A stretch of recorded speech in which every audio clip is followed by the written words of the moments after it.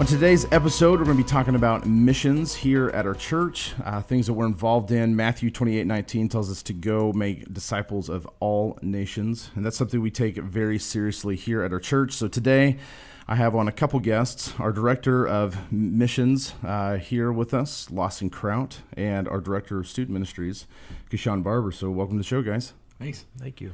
Glad you guys are here. So basically what we're going to do is we're going to work through kind of our calendar of events for mission trips and things that we've done.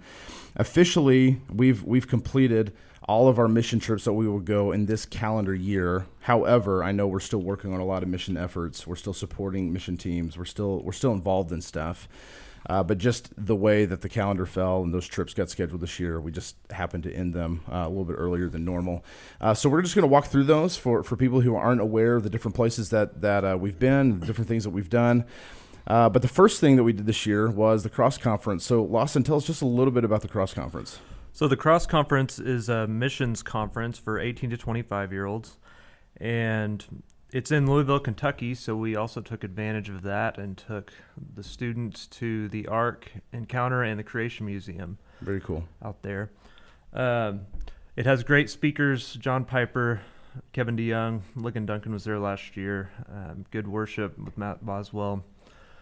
We had a great time. We flew out there, we stayed in an Airbnb together, and it spent early morning to late at night doing hanging out and doing a conference. So we had a lot of fun. Yeah, that's a great way to start the year as far as missions goes. Not necessarily a mission trip, but a trip that we're learning more and kind of getting excited about missions.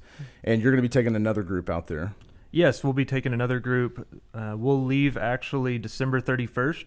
Yeah. So we will spend New Year's Eve out there, and I don't know what we're going to do for that yet. But okay. I really like the conference. It's not pressuring anyone to go into missions. It kind of describes everyone's role in missions, whether you're a goer or a sender or a prayer or whatever, all the different roles within missions. Yeah. What missions looks like in different contexts. It has all the good missions organizations there for you to set up booths so you can visit with them about where they are, what they're doing. And their main focus within missions is a focus on the local church and doing missions through the local church, which I think is really important. That's great. Yeah, I know I have a lot of students that go to that, and they're a part of that. They really enjoyed it last year. I know they're looking forward to it this year. My wife's going with you this year, so I'm excited for that. Yeah, we have 17 signed up so far. So we're going to really squeeze into this Airbnb that I've got awesome. booked. So. Yeah, and signups are ended by this point, though, right? Yes. Okay, very good. All right, well, if you're interested in Cross Conference, you'll have to wait for the 26th conference, I guess. Come back around. So, all right, so what was the next thing after we did Cross Conference? What was the next thing on our calendar? 1 month later, February 1st, we went to India. We took a small team of 5 men. We focus on evangelism efforts. We trained the people that we meet in evangelism. We work in local churches, training their people how to do evangelism. It's a really good trip. We do some pastor training while we're there at the end of the week as well. Yeah. And it's an intense trip. You're going from 8 in the morning to 9 at night. You're driving 2 to 3 hours each way per day to get out into the villages and rural areas of India, and you meet lots of really good people. You see some interesting things, and you eat some interesting food, which I find delicious, and others on the trip don't find as delicious as me. Yeah, I believe that. And I, for some reason, I got a bunch of photos of 3 or 4 grown men riding mopeds down the streets. Yeah, you can fit a lot of people on one moped. The most I've seen is a family of 5. Okay. So, like mom, dad, maybe like an older sister, and then 2 kids, like kind of squeezed in between those adults. I've seen them 2 men carry a mattress straight up and down between themselves on a motorcycle. And, kids' toy cars that you kind of drive and ride in, like all kinds of stuff. You can carry a lot of stuff on a motorcycle. Yeah, you wouldn't know that. Yeah, for those that don't know, one of my main modes of transportation is like a scooter, a moped. And so people think it's funny to send me pictures of stuff, but we need to tell my wife that we can ditch the family vehicle and just. I mean, I've got 3 kids, so family of 5. We can ride down Mustang Road on it. I've seen it; it can be done. We can even move furniture with it. So, did they have like a sidecar, or was it all just on the? You're all on one seat. Wow, that's incredible. That's you got to balance. I'll show you a picture after this. Okay, some very intuition good. Right there. That's great. Okay, so did some pastor training. Give me a highlight from that trip. It's really exciting to see. So there's no like kind of main connection and organization of the local church there. And so one of the things we work with 8 to 10 different churches while we're there. And then we invite those pastors that we worked with at the end of the week to get together and we do a couple days of training with them. We let them have some time to talk and share their struggles and pray for one another. And I think it's really encouraging to them to hear each other's struggles, to pray for each other, to build each other up and encourage each other. They don't all have the same theology. Theology there is pretty weak. There's not pastor training centers everywhere, and so they're all learning.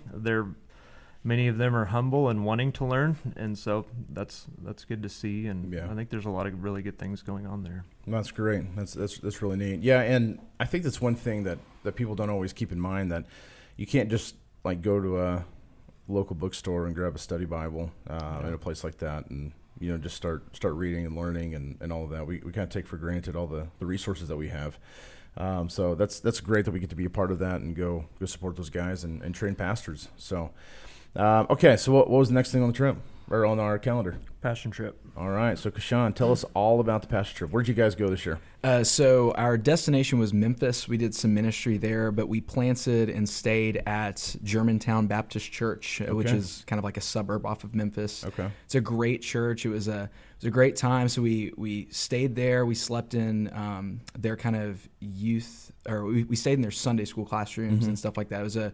They were so generous of offering their space, and we tried to take care of it, and it was one of the only places that could fit 100+ people, and the church was super kind. They fed us donuts at the end, but we sang at some rescue missions. We sang at some homeless shelters, and then we got to do some work at a local food bank and stuff like that. It was an excellent time. We also, I believe it was on Tuesday of the trip, we went to Graceland and got to tour Graceland where Elvis Presley is, and we actually got to sing there for a few songs, and we had a special guest, John Brewer's dad, Curtis Brewer, came and we kind of got him to sing a special song, and he did an excellent job. Oh, awesome! He covered Elvis pretty well. Very cool. Well, for those that don't know, our passion, we call it the Passion Trip because it's for our Passion Choir, which are our teenagers, so our 6th through 12th graders who are part of our youth group. They can also be in our Passion Choir, and on a Sunday that they are leading worship, we can easily have over 100 in that choir. So it's pretty impressive to have that large of a group of people that want to be a part of something like that. And so to take that many students to Memphis and go share. So okay, give me a highlight from the trip. Well, there are 2 that come to mind. Probably one that our students enjoyed quite a lot was so we got there about Saturday night. And we left like Saturday morning-ish. Okay. We got there Saturday night, and we stayed, and then we got to actually lead their congregation in worship, and it was a wonderful time. And we ate some barbecue, had that Memphis barbecue afterward, which was really good. But probably the highlight for a majority of our students was actually the final time we sang. And that was at a local women's rescue mission, I believe. Okay. And we had some seniors that were graduating. It was their last time singing with passion, and then one of our seniors sang the final song, and it was a really good song. And then you kind of just look about 2 minutes after it's finished, and like about half of the people in the room were crying. Yeah. And then about a quarter more started crying as a result, and it was just kind of like a nice nice fest of everyone just kind of comforting each other because it was their last time to sing, and it was a really pleasant time. Okay, well, that's awesome. I think that Pastor John obviously does an excellent job leading that group and really instilling a culture of worship, not just in our church as a whole, but also specifically in that group of teenagers. And I think that's a really neat thing. That's again, speaking of things that we take for granted, I hope that's something that as a church we don't take for granted, because it's pretty rare today to have a group of teenagers that are involved in singing and worship, and then also willing to go and take their time and spend time going on a mission trip to go sing for other people, and that are in need of the gospel. So, well, before we move to the next thing, a bunch of teenagers, I'm sure something hilarious happened while you were on the trip. So tell me something. Yeah. So while we were, I can't remember what night it was. I think it was probably Tuesday night. Teenage guys, they like to wrestle. Yeah. So we in the room that I was staying in, we kind of cleared some furniture and had some wrestling going on. And Pastor John's been doing some Brazilian jiu-jitsu, and people know that I do judo, and everyone was like, "You guys should spar with each other." And I was like, "Okay, yeah, we can." And so just kind of a general outlook, judo deals with standing and doing throws. There's not a whole lot of ground game involved. Yeah. And that's all that Brazilian jiu-jitsu is. Mm-hmm. So we were just grip fighting for a little bit, and then we got to the ground, and I'm not as good on the ground. Well, a bunch of our students took videos and pictures of it, and there were just memes that circulated all throughout the trip of how John beat me and how I lost. And it was sounds really like a lot of excuses there. Yeah. You're right. That's all I heard. Yeah. You're right. I will say this, my ground game needs to increase, but yeah. And then some of our students, we kind of encourage them to wrestle and just have fun. And there are some students that are better at wrestling than others. Sure. Yeah. So there you go. How funny. All right. Well, awesome. What was the next thing on our calendar? So another trip we went on in late May and early June was a trip to South Asia. We've worked with these missionaries for many years, and they're really close with us. Their country has started shutting down. They're getting a lot more hostile towards Christianity and Christians. It's illegal to convert to the religion from the religion you were born into. Yeah. It's also illegal to try and convert someone out of the religion they were born into. We've had friends who've translated for us before get thrown in jail in the last year. So originally our plan was to go and do some pastor training like we have in the past. That quickly shifted as teams have been deported and locals have been thrown in jail for evangelizing and things like that just earlier in the year. And so our trip really shifted from pastor training to more of a service trip, but it was really a really exciting trip. We got to kind of see the behind the scenes of what missionaries do. We sat in on a lot of their meetings with their team and just saw kind of how they plan things for the year, how they decide where to go and who to work with, and where to put their resources. We painted some buildings, we moved some rocks and dug some holes and built some walls and did some hard work. Some of the guys who know how did some wiring and more technical things, which is I'm more of the rock mover than the technical wiring guy. Okay, that's good. All right. They stuck me outside in the sun. But yeah, overall, it was a great trip. I felt like we were able to encourage those missionaries who hadn't had anyone come over there since before COVID. So that was a really fun trip. We do a lot of walking and hiking on that trip. Yeah. And, So give us a little bit of a window. I mean, this is something that's hard for most of us to wrap our heads around. And even I have not been in a country like this or really experienced anything like this. And so for the average listener, maybe they've never been on a trip to a place like this. They've never encountered a culture that or a government that would say Christianity is illegal. Give us a little bit of a window of what it must be like to be a missionary in a place like that, and just kind of not only are you already isolated from where you grew up, where you came from, but now you're isolated to another degree of you can't even practice your religion freely in the same way, or certainly not biblical Christianity in the same way that you would like to. So kind of give us a picture of what that must be like for those missionaries who are there. I think things just physically are already hard there. Yeah. But I do think there is a certain level. I think it's hard to make connections widely. So you gain trust in just a few people, and you do your best to work with them. They've been able to develop some really good relationships and really good partnerships over there. But yeah, it's hard. Luckily, churches are able to meet, and church over there doesn't look exactly the same way we think it does here. Yeah. And that's we talk about worship wars and what songs we should sing in church, and Right. we don't even, that's just in an American context, and we don't even think about, oh, well, people don't even do anything like this across the world. Yeah. So I think one thing I'm always, I was kind of surprised the first time we went over there. It was like, they love to sit down and sing hymns with us in English. Yeah. Because they don't get the opportunity to sing hymns in English. Yeah. And that's something that we know is edifying to the body of Christ. It builds other believers up. And so that's something they miss out on. Yeah. They don't get to experience the local church in the same way we do. They have a church they're a part of, and he preaches at that church, and but he either preaches in another language or uses a translator. He does both. But they don't get to sing songs in English. They don't get to experience church as they always have, that in a way that is as encouraging to them as it would be if it was here. Right. So I think that's one of the struggles they have. I mean, there's a language barrier. Yeah. And so just making relationships with people outside of just a small group who may know a little English is difficult. And you have to be careful what you say to anyone, Right. because you never know who could turn you in and get you deported. Yeah.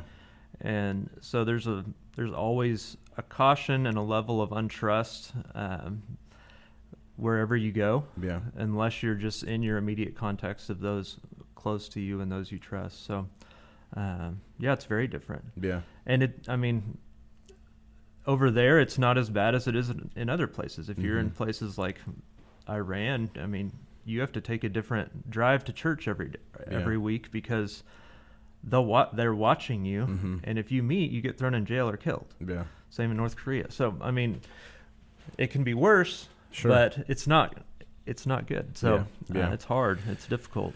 But we have seen just throughout church history that the Lord uses that to expand his church. Absolutely. That the harder things are, the more Christians, their boldness is seen, and it draws others to Christ. Absolutely. And Tertullian said the blood of the martyrs is the seed of the church, and that's always been true. Yep. So started with Stephen when he was martyred. It spread the church out of Jerusalem, and it spread everywhere because of the believers who were being persecuted spread the gospel wherever they went. So. Yeah, that's exactly right.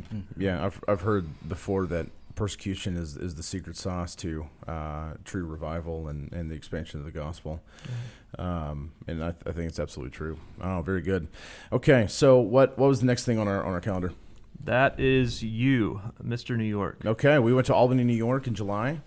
And that is a place that is near and dear to my heart and to my family's heart. For those that don't know, I spent 5 years in Albany, New York. That's where I was first involved in local church ministry. It's where I was ordained as a pastor. It's where I led music for about 5 years and started teaching and preaching there. And it's a place where, although it's not a foreign country, it is a very lost part of our country. It is one of at least the top two most post-Christian cities in the U.S. There are roughly 2 or less % of people there would claim to be evangelical Christians. So if they were outside of the U.S., the IMB would label them an unreached people group, which is a shocking statistic. And they're not the only city in the U.S. that are that way. Portland, Oregon is very similar. There's some spots in Maine that are very similar. And it's definitely a place that needs our attention, I think, because of its location on the map. You have 2 hours south, you have New York City. You have 4 hours to the west, you have Buffalo and Toronto. 4 hours north, you have Montreal. 3 hours east, you have Boston. And of course, you have Connecticut and Vermont, and New Hampshire, and Maine, and Rhode Island, all those North New England states that are up there. There's a lot that distracts from Albany, right there, kind of in the heart of that whole northeast region. It's right on the Hudson River. It's one of the oldest continually established cities in the U.S. There's a lot of history there. There's even like some Puritan history, and it's right there, kind of on the edge of that Puritan Great Revival area, part of our country, and the gospel has been completely lost in that area.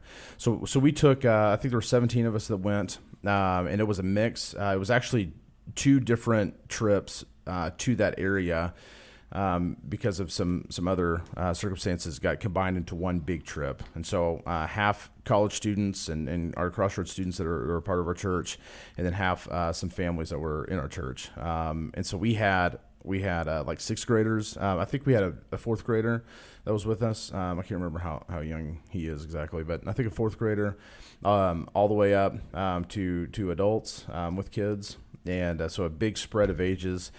And we did a lot of evangelism, a lot of face-to-face evangelism. We did a lot of just fellowship with the believers who are there and the churches that are there. We learned a lot from different pastors. I think we got to see and meet pastors from 4 different churches while we were there. And then we did some manual labor as well. We cleaned up a lot of the church, did a bunch of repair on the church. There's a baseball field that the church owns that's right across the street from their church building. And for that context where they're at, that's pretty rare to have the facilities that they have. It was kind of a hand-me-down situation where they ended up inheriting a church building that has been there for a long time, and had basically kind of gotten to a point to where they were going to have to sell it or move out or do something. So a new church kind of moved in and was able to begin to kind of revitalize it. So we got to be a part of redoing a backstop and kind of get that up ready for them to do outreach with. And then we did a big block party at the end of the week, and it was phenomenal. We had a great time. I'm really, really thankful for T. Uzigwe, who is a member of our church, but also he's the evangelism specialist for Oklahoma Baptists. He came and did a bunch of evangelism training with us before we left, and kind of trained our people on how to start those conversations and get those things going. And so as we got to Albany, we went to kind of the heart, kind of the main meeting area there in Albany, which is Washington Park. And we all split up into groups of 2 and 3, and we just started sharing the gospel with random people. It just happened to be that there was a large gathering of Muslim people who were there, people with Muslim backgrounds or practicing Muslims, and they got to hear the gospel. We didn't see anybody converted in that time. I think they're pretty shocked by it and kind of surprised. But you can see just how unreligious that area is, and because most people don't really even know what to do with those religious conversations. You may meet people there that have never heard of Jesus because of the Muslim population that we happened to run into just by God's providence. Most of them had heard of Jesus because they see him as a historical figure, but they certainly didn't believe him as a Messiah or as the Christ. So it was pretty interesting. But we got to spend time there in the neighborhood where the church is at. We got to spend time with people in the community, pastors who are in the area, and see various stages of church planting. And the Hudson Baptist Association, they also run their organization, Upstate Church Planting. They are at work in that whole area. They've got churches all the way over into Mass and down in Connecticut, over as far south as like Monticello, getting close to the PA border, and getting further up north in upstate New York. So they've got a big area of churches that they're supporting and loving on and sharing resources with, and it's a pretty cool group of people to know and be a part of. So we had a great trip. I've told several people I'm not sure how it could have gone really any better. It was a great time. We slept in the church, which made the cost of it go way down, because New York is an expensive place to go, especially taking that many people with us. It would have been expensive to house us all. So we're grateful for Redemption Hill, the church that let us stay there. and the one that we got to do a lot of work with. So that's kind of what the trip looked like. Awesome. Yeah. So what was the next thing on our list? I believe we did send one person to the Amazon this year. Yep. Kent Jaggers, our former youth pastor, has gone on to FBC Clinton to be their head pastor, and so he led that trip with Go students, and we sent Colson Combs. So I have not heard exactly what they did on that trip yet. Oh, I know at some point sickness swept through the group. Okay. But it sounds like they had a great time. I know they got to work with some of the locals there and share the gospel with people and sleep on a boat. So those are kind of the highlights of the Brazil trip. And I know that's something that we've done a lot. And I think it's worth mentioning, we're getting ready to get into some of those other trips. I love that we continue in mission efforts and partnering in mission efforts with former staff members at our church.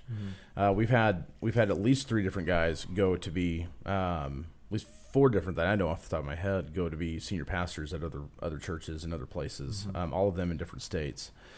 And continue to go, and a lot of them are church planting. Some are going and working in new churches that just needed a senior pastor and needed some healthy leadership.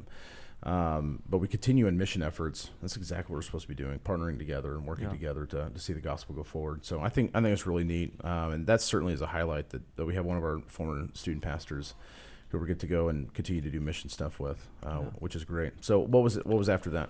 So one thing I was excited that we got to do this year was one of our students partnered with the IMB to go to South Asia for about 2 months this summer. And she worked with one of our mission partners doing, they assigned her a partner, and they did several VBS trainings with younger kids and school-aged kids, college kids as well, and was just able to encourage them. There's not a lot of focus on the younger generation there. Yeah.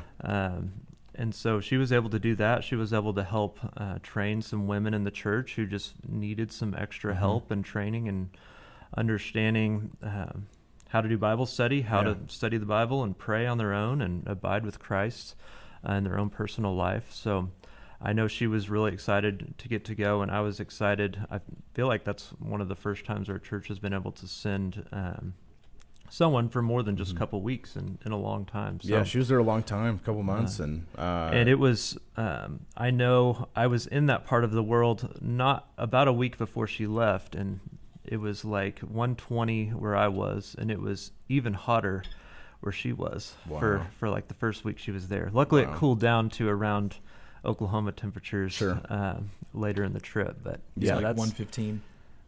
Yeah. Given the heat index, 105. Yeah. So well, that I was really excited that we were able to send her over there, and hopefully we can do that again next summer. Yeah. Well, she's very bold. She's a college student, very involved in our church, and so I just I kept thinking, man, that's very Lottie Moon of her to just go to a place she's never been before and just jump in and commit to kind of a long-term stay.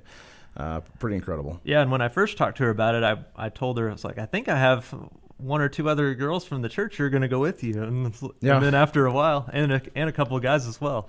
And all of that didn't really work out as planned. So it's like, man, I really wanted to send her over, but she may not want to go after I tell her, that's well, right. the 3 people I told you that were going to go with you aren't going. So I was really proud of her and excited that.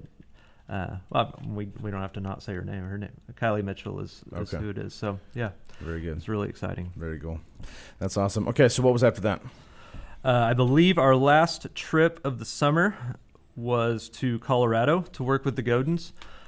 Kevin was our former missions pastor and an associate pastor here, and he went to plant a church near Broomfield, or in Broomfield, Colorado, in 2021. Is that right? And so they're close with our church. They're good. They're great partners to have. We go there, and we work with them to just do community outreach. Yeah. They set up.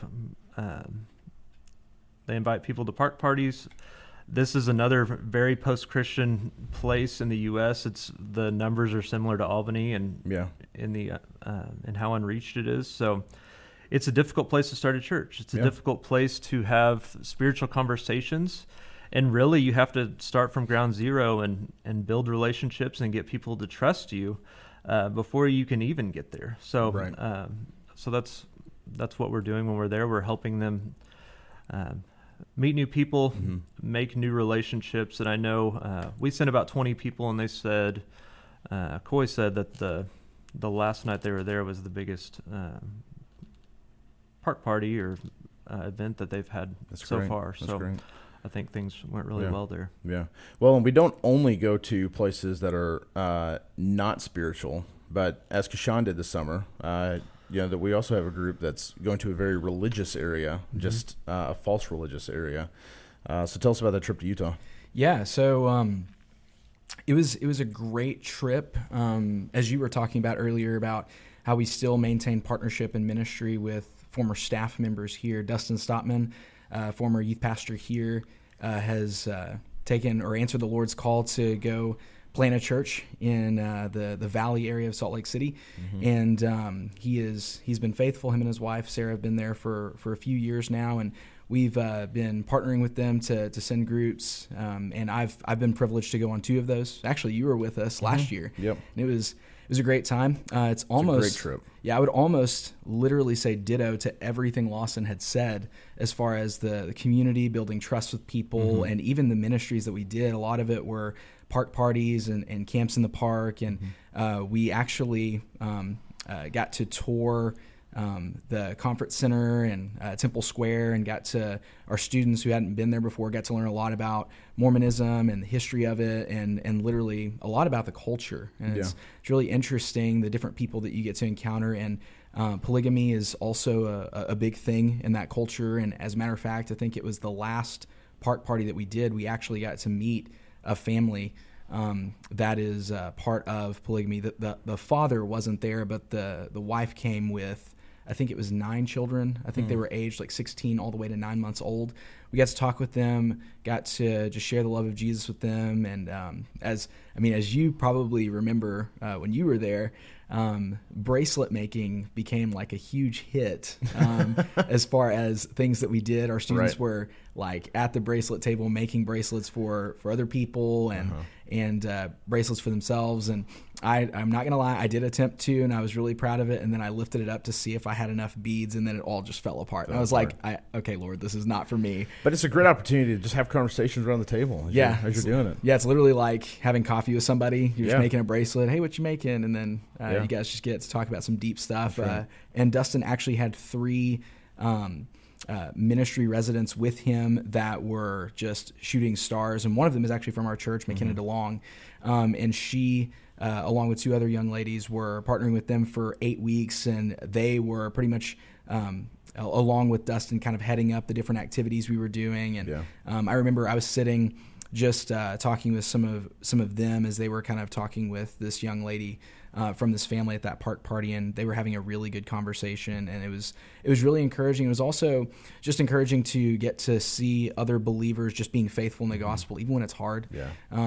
I will say this: it is. I always applaud people who go and answer the Lord's call to foreign missions, not just foreign countries, but also just different areas. And Dustin and Sarah went to a place where they didn't really know anybody, and there are different difficulties with that. There aren't very many Christians around, so you just don't have the things that we normally have, like on a Sunday morning, and just having a whole bunch of Christians to talk to, and just getting to see them continue to be faithful. It was an encouragement to us, but also I hope that we were able to encourage them as people from the church that they were from, and we got to share some stories even from the past year and all that stuff. It was a lot of fun. That's great. Well, I'm glad that went well, and that's kind of a recap of all the trips we did this year.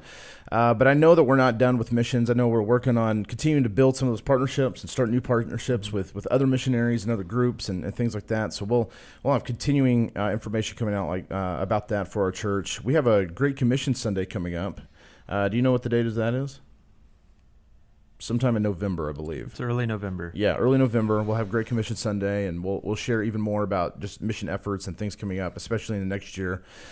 So for our podcast listeners, can you give us kind of a sneak preview to maybe what's a trip that's coming up next year, Lawson?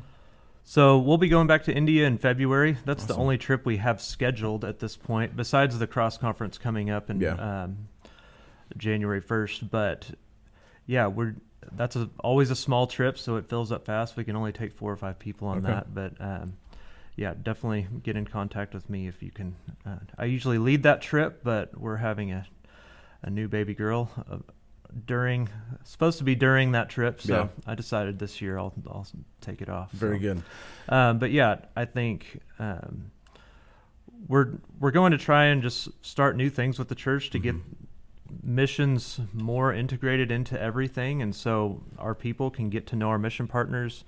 In your Sunday school classes, you should start hearing about our different mission partners that we have. I've assigned each Sunday school class one of our mission partners to just give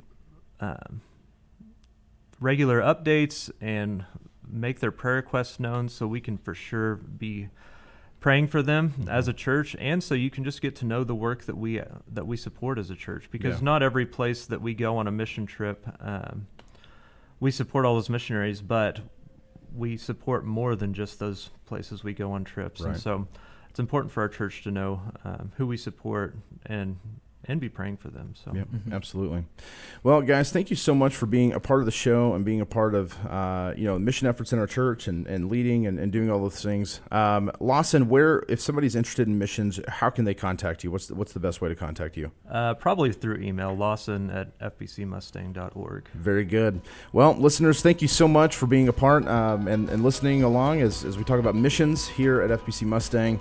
If you're interested in more info about the church, you can go to fbcmustang.org. You can join us on Sunday mornings at 9 and 10:30, on Sunday nights at 5, or on Wednesday nights at 6:30. We will see you the next time on the 412 Podcast.